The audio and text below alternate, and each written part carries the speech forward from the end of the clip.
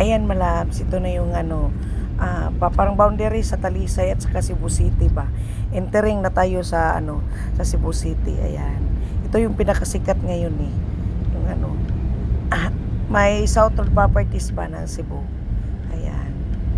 Kita nyo yan mga labs.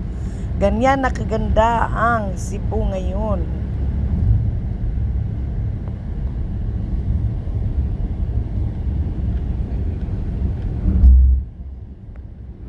Ito na yung araw-araw namin dinadaanan kung ayaw namin ma-trap sa traffic dito kami.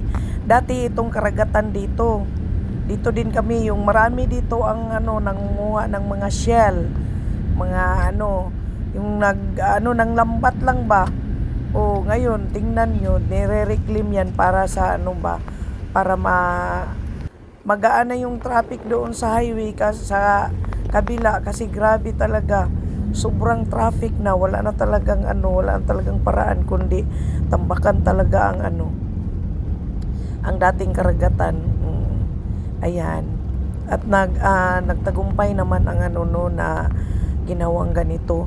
Malaking tulong talaga to, at saka lalong lumago ang ekonomiya dito sa Cebu dahil dito. Ayan, bagong yan, hotel and casino yan. Tapos ayan, sa kabilang banda mall yan, napakalaking mall dyan. Tapos mayroong na Astrodome din. Tapos may church din dyan. Yan, yung San Pedro Calungsod. Tapos doon banda sa dulo, doon ang yung CCLEX, yung pinakamahabang tulay sa buong Pilipinas. Yun ang yung landmark dito sa Cebu talaga, yung CCLEX. Tinagurian niyang longest bridge in the Philippines. Sinubukan ko yan pala yan mga labs na nag-drive ako. It really takes 9 minutes to drive from Cebu to Cordova. Kahit walang traffic, yun talaga ang niya. Mahaba-haba rin eh. Kaya siya na the longest bridge in the Philippines. Tapos napakaganda ng view dyan. Yung banda sa city, tapos may sea view din.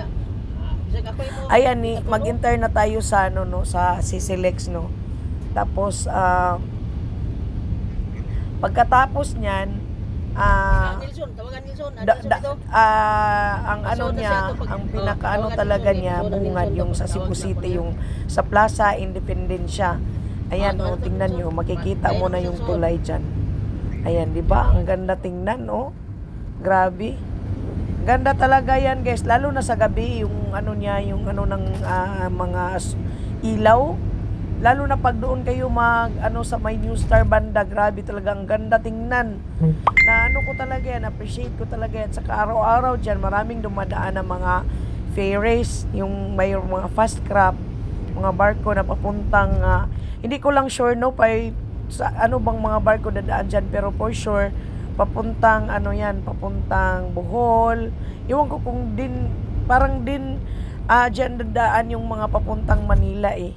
Ayan, kita nyo ba yan mga labs? Yan, yan. Yung structure niya ba, napakaganda talaga. Ayan, marami talagang dyan, mga pag magdaan ka dyan ba, lalo na pag hindi traffic ba, yung tuloy-tuloy yung niya. Tapos mayroong dumadaan ng mga ferries. Sa sa hapon pala, ang daming nag-uupo dyan. Puno ang mga dyan, biwok. Puno yung nakikiupo lang, nanonood sa mga dumadaan ng mga ferries ba. Para minsan ko siguro na ako dyan. Ayan kita mo yan, mga barko yan dyan. Yan, barko. Yan, di ba? Napakaganda talaga ng dyan. Tapos yan, yung Cebu City Hall. Tapos yung doon sa kabila sa may tunnel yun. Pero minsan lang ako dadaan sa may tunnel. Ayan, tapos ito na yung Sugbo, Malacanang Palace, yung dyan eh. Ayan. Tapos ito na yung Plaza Independencia. Isa din to sa landmark dito sa Cebu. Kaya kayo, pag magpunta kayo guys, sabihin nyo lang, kay gagala kita. Ako ang bala sa inyo mag-guide. Ipapakita Ayan, ko di sa ba? inyo Yan para yung pag magpunta The kayo Plaza, dito sa Independencia ng Cebu, masabi nyo Cebu. talaga na dadaan Yan. talaga ako dun Maganda sa yan guys, sa loob, pinagbibidyo niya, looban no, yan, Lady maganda Mirasol yan. Akbayo.